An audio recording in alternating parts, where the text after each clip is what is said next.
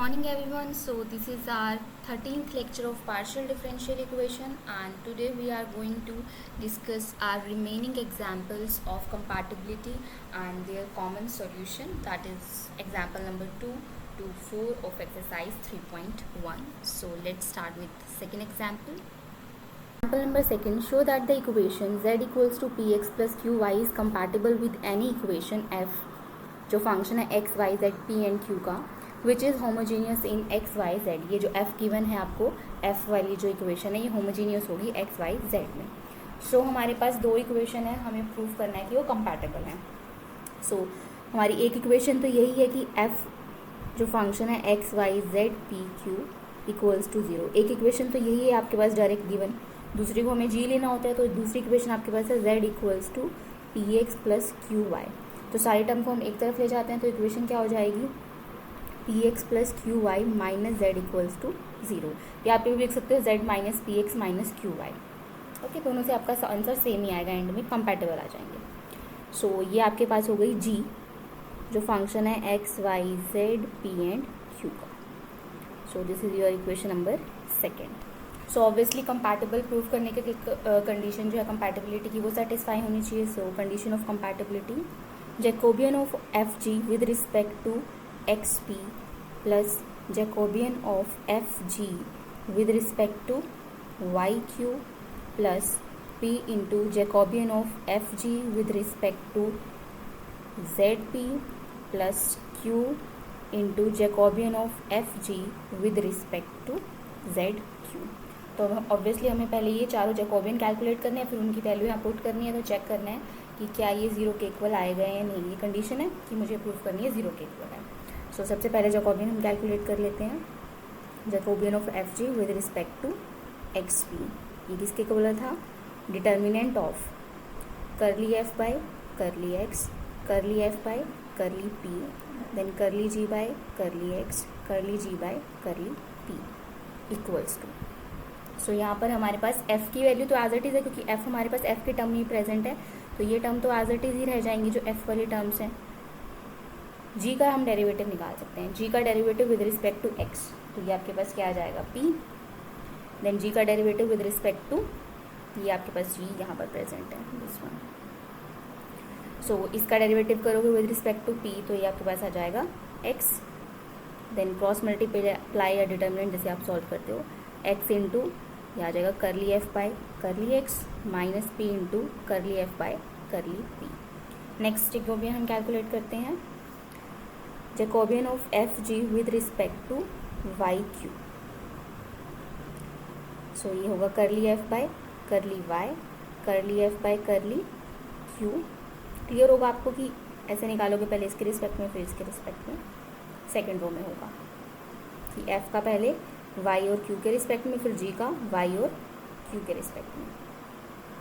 So here we write curly g by curly y, then curly g by curly q। तो इनकी value put करते हैं, फिर से f वाली एज इट इज आ जाएंगी,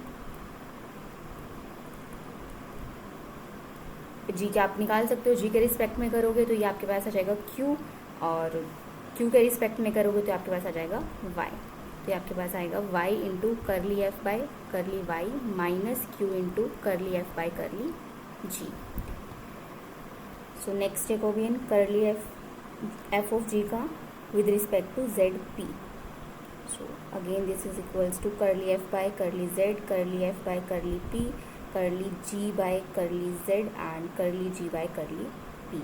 एफ वाली टर्म एज इट इज़, क्योंकि एफ हमें एज इट इज़ गिवन है एफ के टर्म्स में ही। जी का निकालते हैं, जी आपके पास क्या था, p x plus q y minus z. तो उसका जेड के रिस्पेक्ट में करोगे तो आ जाएगा -1, एंड पी के रिस्पेक्ट में करोगे तो ये आपके पास आ जाएगा एक्स। सो ये आ जाएगा x into curly f by curly z plus curly f by curly p. Next last Jacobian, curly f by f g का with respect to z q. So फिर से हम इसको डिनोमिनेटर के टर्म में लिख देते हैं,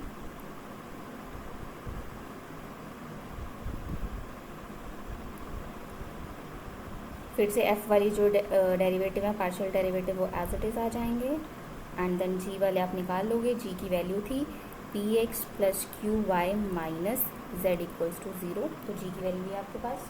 इसका विद रिस्पेक्ट टू जेड करोगे, अभी हमने किया था, तो ये आपके पास आ गया था -1। विद रिस्पेक्ट टू क्यू करोगे तो ये आ जाएगा वाई। तो आपके पास एकदम आ जाएगी Y into curly f by curly z plus curly f by curly Q. तो इन सब की वैल्यू हम जो कंडीशन है उसमें लेफ्ट हैंड साइड पुट करते हैं, चेक करते हैं क्या वो 0 आएगा या नहीं। सो ये वैल्यू मैंने सब्स्टिट्यूट कर दिया है, इसको फर्दर सॉल्व करते हैं। जस्ट ये ब्रैकेट ही ओपन होंगी तो ये आपके पास रहेगा p x curly f by curly z plus p curly f by curly p plus q y curly f by curly z plus q into curly f by curly q. बाकी चारों terms as it is, x into curly f by curly x minus p into curly f by curly p plus y into curly f by curly q minus q into curly f by curly Q. तो जो cancel out होता है उसे cancel कर देते हैं। ये term cancel हो गई है, क्यू वाली टर्म भी कैंसिल हो जाएगी। तो हमारे पास टर्म बचेंगी x curly f by curly x plus y curly f by curly y plus p x curly f by curly z plus q y curly f by curly z. इन दोनों term में से हम common ले लेते हैं करली f by curly Z. तो क्या बचेगा p x plus q y. ठीक है, हमें पता है p x plus q y equals to z, ये जो हमारी स्टार्टिंग में गिवन इक्वेशन थी। सो मैं इसकी वैल्यू सब्स्टिट्यूट कर देती हूँ। इसकी वैल्यू यहाँ पर हम पुट कर देते हैं जेड। इसकी वैल्यू ये जेड के इक्वल है, तो इक्वेशन आपके पास आ जाएगी x into curly f by curly x plus y into curly f by curly y plus z into curly f by curly z. So हमें तो प्रूव करना था ये 0 के इक्वल है, बट हमारा जो क्वेश्चन था उसमें एक और चीज़ गिवन थी कि एफ जो फंक्शन है वो होमोजीनियस है एक्स वाई जेड में। तो अगर कोई इक्वेशन या कोई फंक्शन आपके पास होमोजीनियस है एक्स वाई जेड में, तो हमारे पास एक आइलर थ्योरम होती है होमोजीनियस फंक्शन की, जो आपने पढ़ी होगी एडवांस कैलकुलस में। सो आइलर थ्योरम और होमोजीनियस फंक्शन कि अगर आपके पास कोई एक यू फंक्शन है जो होमोजीनियस है एक्स वाई जेड में और इसकी डिग्री है n, तो आपके पास क्या होगा x into curly u by curly x plus y into curly u by curly y plus z into curly u by curly z equals to n, that is degree into u. तो same यही चीज़ यहाँ पर भी होगी। जो f है आपका फंक्शन, f हमें गिवन है, f होमोजीनियस है एक्स वाई जेड में, आपको गिवन थी, गिवन इक्वेशन में लिखा हुआ है। एक एग्जाम्पल जो हम कर रहे हैं। सो ये एक्स वाई जेड में होमोजीनियस है, तो क्या होगा x into curly f by curly x plus y into curly f by curly y plus z into curly f by curly z equals to degree, है ना, degree n मतलब degree था यहाँ पर, degree of f into function. So यहाँ पर हम degree को कुछ भी सपोज कर लेते हैं, से डिग्री हमने ले ली n, तो n इंटू एफ। बट हमारे पास क्या गिवन है, f of x y z function of this equals to 0, या हम ये भी बोल सकते हैं अगर इसको सिंपलर टर्म में लिखें f इक्वल्स टू 0, ये गिवन है हमें। तो यहाँ हम f की वैल्यू पुट करेंगे n इंटू 0, तो ये आ जाएगा 0। That means x into curly f by curly x plus y into curly f by curly y plus z into curly f by curly z किसके इक्वल है, 0 के equal. सो ये पूरी टर्म आपके पास आ जाएगी यहाँ से 0 के इक्वल। दैट मीन्स जो कंडीशन थी कंपैटिबिलिटी की वो सेटिस्फाई हुई है, तो हमारी जो गिवन इक्वेशन है वो कंपैटिबल है। So next example third, show that the equation, ये इक्वेशन है f जो फंक्शन है एक्स वाई पी क्यू का, एंड देन नेक्स्ट इक्वेशन है g जो फंक्शन है एक्स वाई पी क्यू का। दोनों आपके पास, दोनों में क्या मिसिंग है, z। ये z नहीं, z वाली टर्म इन्वॉल्व नहीं है, ना ही फर्स्ट इक्वेशन में ना ही सेकंड इक्वेशन में। ये कंपैटिबल होंगे जब ये कंडीशन सेटिस्फाई होगी, हमें ये प्रूव करना है। जब ये आपके पास 0 के इक्वल होगा तभी ये दो इक्वेशन है कंपैटिबल होगी, ये हमें प्रूव करना है। सो फर्स्ट इक्वेशन आपके पास है f जो फंक्शन है x y p and q का, एंड सेकेंड इक्वेशन है g जो फंक्शन है x y p and q. That means both, दोनों के दोनों इक्वेशन में z वाली टर्म मिसिंग है, z वाली कोई टर्म इन्वॉल्व नहीं है। सो कंडीशन क्या है कंपैटिबिलिटी की, कंडीशन फॉर कंपैटिबिलिटी, ये आपके पास 0 होना चाहिए। इसका मीनिंग क्या है, Jacobian of f and g with respect to xp plus p into Jacobian of fg with respect to zp and plus Jacobian of fg with respect to y q plus q into Jacobian of f g with respect to z q equals to zero, है ना. हमें ये prove करना है, ये condition है. तो मैं लेफ्ट हैंड साइड कंसीडर करती हूँ. लेफ्ट हैंड साइड कंसीडर करने से पहले मुझे इन सबकी वैल्यू कैलकुलेट करनी है. अब देखो, मुझे सबकी वैल्यू कैलकुलेट करनी है कुछ की. जो हमारे पास कंडीशन है इसमें देखो, जो जैकोबियन है एफ जी का with respect to x p as it is present है, दैट मीन्स ये फर्स्ट टर्म. इसका मतलब मुझे कैलकुलेट करने की ज़रूरत नहीं है, मुझे एज इट इज़ चाहिए हमारे आंसर में. सिमिलरली जो जैकोबियन है एफ जी का with respect to y q, this one, ये भी मुझे एज इट इज़ चाहिए. दैट मीन्स मुझे सिर्फ ये दो, बाकी दो जैकोबियन मैं कैलकुलेट करती हूँ और वहाँ पुट करके चेक करती हूँ कि कंडीशन ज़ीरो होने के लिए क्या मेरे पास कंडीशन आ रही है, क्योंकि एज इट इज़ चाहिए टर्म्स. सो ये मैंने जैकोबियन कैलकुलेट किया, this one Jacobian of f g with respect to z p. ये हो जाएगा f का derivative with respect to z, partial derivative of f with respect to p, partial derivative of g with respect to z and partial derivative of g with respect to p. अब मुझे पता है f, जो मेरे पास first equation है f वाली, f function है x y p एंड q का, वहाँ पे z नहीं है. दैट मीन्स अगर आप उसका z के रिस्पेक्ट में डेरिवेटिव करोगे तो वो कितना आएगा, ज़ीरो. तो ये टर्म हो जाएगी ज़ीरो. देन p के रिस्पेक्ट में मुझे नहीं पता कि क्या आएगा एग्जैक्ट, क्योंकि वहाँ p प्रेजेंट है तो कुछ भी आ सकती है टर्म. सिमिलरली g वाले केस में भी यही होगा. g में z नहीं है, दैट मीन्स z के रिस्पेक्ट में पार्शियल डेरिवेटिव करोगे तो ज़ीरो आ जाएगा. बट p के बारे में हमें कुछ नहीं पता एग्जैक्टली क्या आएगा. सो ये डिटर्मिनेंट आ गया ज़ीरो. तो इस टर्म की वैल्यू आ गई ज़ीरो. ये वाला हम कैलकुलेट करते हैं जैकोबियन, दिस वन.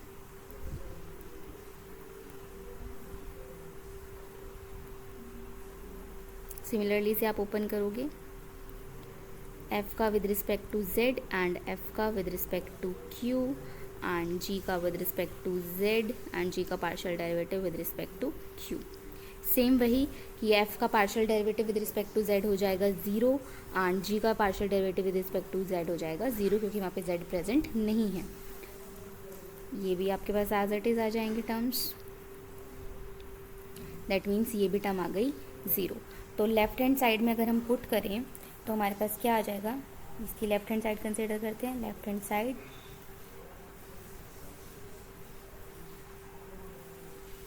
ये as it is plus p into zero plus ये as it is plus q into zero. तो इक्वेशन क्या रह गई आपके पास, सिर्फ ये दो टर्म्स, ये दो जैकोबियन रह गए. दैट मीन्स आपकी इक्वेशन कंपैटिबल कब होगी, जब इन दोनों का एडिशन क्या होगा, ज़ीरो. और मुझे यही प्रूव करना था कि ये इक्वेशन कंपैटिबल कब होंगी, जब आपके पास ये कंडीशन सेटिस्फाई होगी. कौन सी कंडीशन, दिस वन, कि ये अगर ज़ीरो है तभी आपके पास ये इक्वेशन कंपैटिबल होगी. हमने यही प्रूव किया है कि ये दो टर्म है, अगर ये दोनों टर्म है ना कंपैटिबल होने के लिए क्या होना पड़ेगा, ये पूरी इक्वेशन को ज़ीरो होना पड़ेगा. पूरी इक्वेशन में से कौन सी टर्म है, यही बची, बाकी तो ज़ीरो ऑटोमेटिकली हो ही चुकी हैं. तो कंपैटिबल इक्वेशन कब होंगी, जब ये वाली टर्म आपके पास ज़ीरो के इक्वल होगी. So now next example number fourth. So example fourth, हमें चेक करना है जो हमें गिवन इक्वेशन है वो कॉम्पेटिबल है या नहीं, और उनका अगर है तो उनके कॉमन सॉल्यूशन कैलकुलेट करने हैं. इसके तीन पार्ट हैं. सबसे फर्स्ट पार्ट, हमें इक्वेशन गिवन है curly z by curly x equals to this and curly z by curly y equals to this. ये जो आपके पास इक्वेशन है, जो हमने पर्टिकुलर केस डिस्कस किया, that is small p is a function of x y and small q is a function of x y. ये इस कैटेगरी में आता है ना, कि p को आप लिखोगे स्मॉल p की वैल्यू आपके पास है 7x प्लस 18y माइनस 1, और यहाँ से q आपके पास है 9x प्लस 11y माइनस 2. ये पर्टिकुलर केस हो गया. इस केस में हमें कंपैटिबिलिटी की कंडीशन क्या चेक करनी होती थी, कंडीशन फॉर कंपैटिबिलिटी इस केस में आपके पास होती थी कि कैपिटल P का आप डेरिवेटिव कैलकुलेट करोगे with respect to y and capital Q का डेरिवेटिव कैलकुलेट करोगे विद रिस्पेक्ट टू x. अगर ये दोनों इक्वल आ गए तो आपकी इक्वेशन क्या होंगी, कंपैटिबल होंगी. सो चेक करते हैं हम यहाँ पर. ये आपके पास वैल्यू हो गई कैपिटल P की, जो फंक्शन है एक्स वाई का. ये आपके पास वैल्यू हो गई कैपिटल Q की, जो फंक्शन है एक्स वाई का. So curly P by curly y हम चेक करते हैं. 7x का डेरिवेटिव 0, 18y का 18 एंड देन माइनस 1 का 0. सो ये हो जाएगा 18. तो p का derivative with respect to y आ गया 18, पार्शियल डेरिवेटिव. कैपिटल Q का करते हैं हम, विद रिस्पेक्ट टू x, तो ये आ जाएगा 9, बाकी टर्म हो जाएंगी 0। तो ये दोनों आपके पास इक्वल नहीं आए, curly p by curly y not equals to curly q by curly x, that means जो हमारे पास गिवन इक्वेशन है ये कंपैटिबल नहीं है। So next part, okay, that means not compatible.